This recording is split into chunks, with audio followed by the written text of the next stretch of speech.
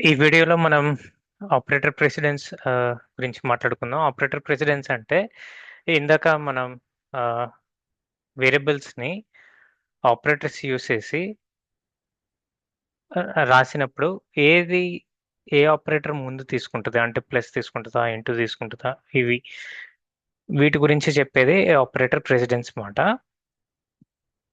ఈ ఆపరేటర్ ప్రెసిడెన్స్లో మనకి ఇప్పుడు నేను ఒక ఎగ్జా ఎగ్జాంపుల్ రాశాను. అదేంటంటే 7+3 × 10 అని రాశాను.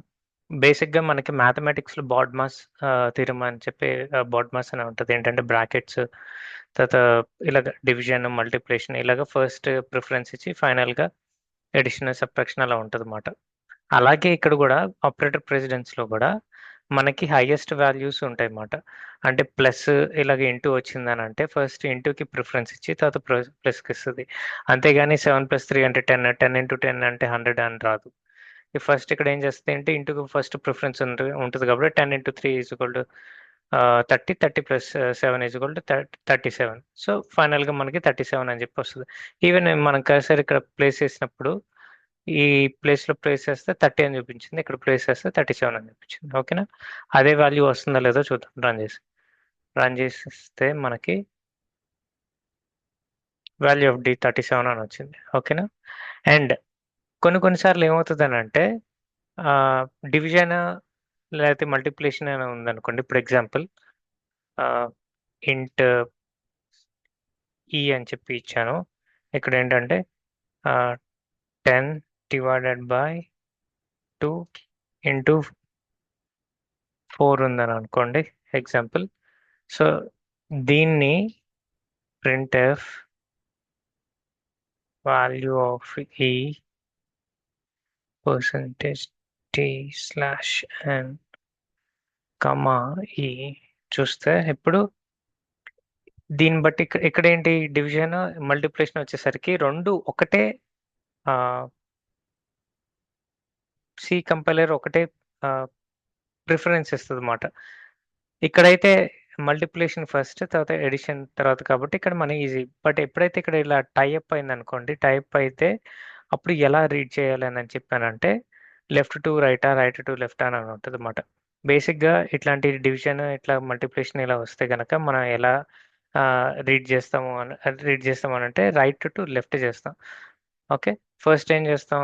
రైట్ నుంచి ఇటు కాబట్టి 10/2 అంటే 5. ఓకే. 5 × 4 ఎంత? మనకి 20. సో, వాల్యూ ఆఫ్ ఈ 20 రావాలి. వస్తుందో లేదో చూద్దాం రన్ చేసి. వచ్చింది చూసారా?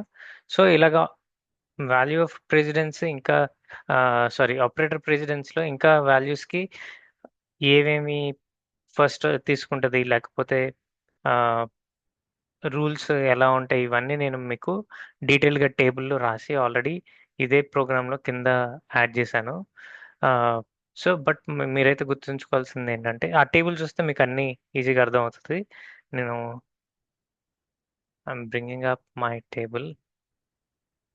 సో, ఇది సెల్ఫ్ ఎక్స్‌ప్లనేటరీ మాట. ఇక్కడ చూస్తే చూడండి ర్యాంక్ 1, 2, 3 అని చెప్పి 9 ఉంది. ఫస్ట్ ఎప్పుడైనా గానీ గోల్డెన్ రూల్ ఏంటంటే పారెంథసిస్‌కి ఫస్ట్ ప్రయారిటీ ఇస్తది. బట్ పారెంథసిస్‌లోనే మనకి ఇలాంటి డిఫరెంట్ సింబల్స్ ఇవన్నీ యూజ్ చేస్తే గనక లెఫ్ట్ టు రైట్. ఇందాక మనం చేసాం కదా! లెఫ్ట్ నుంచి రైట్ అలాగా కాలిక్యులేట్ చేస్తది. అలాగే యూనినరీ సెకండ్, తర్వాత మల్టిప్లికేటివ్, అడిటివ్, రిలేషన్ ఇలా మొత్తం అన్నిటికి నేను ఆపరేషన్ కేటగిరీ ఇయన్నీ ఇచ్చాను.